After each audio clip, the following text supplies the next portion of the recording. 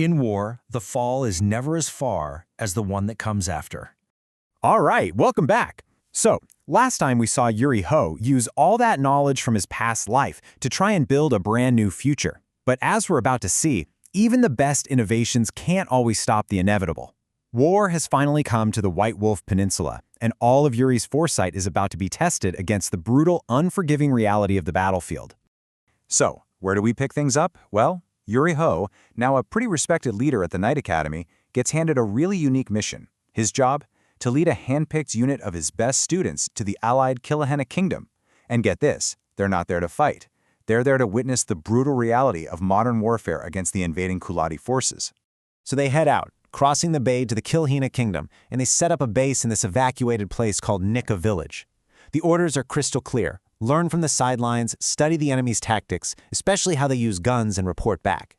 You know, this is supposed to be a field trip, not a battle. But you know how these things go. That line between being an observer and a participant, it's about to get real blurry real fast. And it doesn't take long for Yuri to spot a massive, fatal flaw. He gets into a war council, and he sees that the Shanti and Kilhinnan leadership, they're just crippled by infighting and this dangerous, totally old-fashioned sense of superiority. They're putting all their trust in thick fortress walls and nightly charges, and they're just dismissing the threat of firearms as some kind of crude little novelty. And that arrogance, it's setting the stage for an absolute disaster. So when the fighting finally kicks off, the Allied forces get crushed and fast, just like Yuri was afraid of. And as he's watching the main army just completely fall apart, he spots this tiny glimmer of an opportunity. I mean, if the command structure has failed, maybe, just maybe, a small, precise strike can still turn things around. He grabs a small team and pulls off this absolutely brilliant, super daring raid. They use these homemade firebombs, swoop down on the enemy's supply camp, and just engulf all their resources in a sea of flames. It's a textbook tactical victory, a perfect strike deep behind enemy lines. For just a second, it really feels like they've managed to snatch a little bit of hope right from the jaws of defeat. But that feeling, yeah, it doesn't last long, because out of nowhere, a new kind of terror hits the skies. A creature straight out of legend, a massive dragon. Something that has never, ever been seen in the wars against the Shanti. And its rider has one single target in his sights, Princess Carol. The whole King Eagle formation just explodes into chaos. This beast is relentless, and Carol's eagle, Mountain Haze, is getting tired. It can't escape. There's just no way out. And faced with her certain death, Yuri does something, well, it's not even a decision. It's pure instinct. He climbs, gets way up high above the chaos, and then he just dives. He and his loyal King Eagle Stardust basically become a living spear, plummeting straight towards the dragon. It's this breathtaking moment of pure courage and skill, and he plunges his weapon deep into the beast's torso and wing, a mortal wound. And the dragon just roars in agony. But as it's twisting and turning, its massive tail whips through the air with incredible speed and hits Stardust's wing, shattering bone and feather in this sickening crack. And just like that, victory turns into a catastrophic fall, as Yuri and his trusted friends spiral out of the sky and crash into the forest below.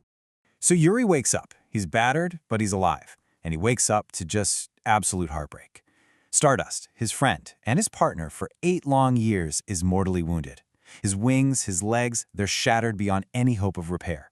In a truly agonizing act of mercy, Yuri is forced to do the unthinkable and end his loyal companion's suffering. Somehow, grieving, he pushes on. And that's when he finds Princess Carol. Her eagle is dead, her ankle is broken, and she's seconds away from being captured by that enemy dragon rider. With literally no time to think, Yuri acts, killing the rider and saving the princess. So now, they're just 2 survivors, alone, injured, and deep, deep in hostile territory. Okay, so to survive this, they have to disappear, and Yuri comes up with this plan. It's grim, but man is it brilliant. He strips the dragon rider, puts the corpse in his own distinctive armor, and then he makes the face unrecognizable. He creates this whole false scene to make it look like a Shanti knight is dead, buying them a little bit of precious time. So now he's officially dead in the eyes of the enemy, and he starts carrying the injured princess on his back. They're fugitives, hiding in this wild, unforgiving forest, with the enemy's main army closing in all around them. Their journey has really just begun. But their escape, this desperate flight for survival, It hits a dead end. A squad of enemy soldiers, these expert trackers, they find them. Yuri and Carol are completely cornered. It really feels like their luck has finally run out. He's totally outnumbered, he's got an injured princess to protect, running isn't an option. He has no choice but to make a stand. He has to fight. It's time to turn from the hunted into the hunter. And this is where Yuri's mind, not his spear, becomes his deadliest weapon. He sets up a bunch of traps, and then he boldly walks out to confront the enemy captain, a guy named Conqueror, engaging in this tense battle of wits. He pulls this incredible bluff about a poison gas weapon, luring the soldiers into a tight group, and then he springs his real trap, a nasty homemade shrapnel bomb. And the explosion is just devastating. It tears right through the enemy squad and forces the really formidable Captain Conqueror to retreat with his wounded men. Yuri wins, but it costs him. Big time. In all that chaos, a piece of shrapnel from his own bomb rips right through his boot and gets lodged deep in his foot. So Yuri, after single-handedly taking down an entire squad, limps back to where Carol is hiding. He won, he's victorious, but now he's the one who's grievously injured. That wound in his foot is threatening to take him out of commission completely. And in this really quiet, intimate moment by the fire, you see the roles completely reverse. Carol, the princess, becomes the caretaker. She carefully works the shrapnel out of his foot.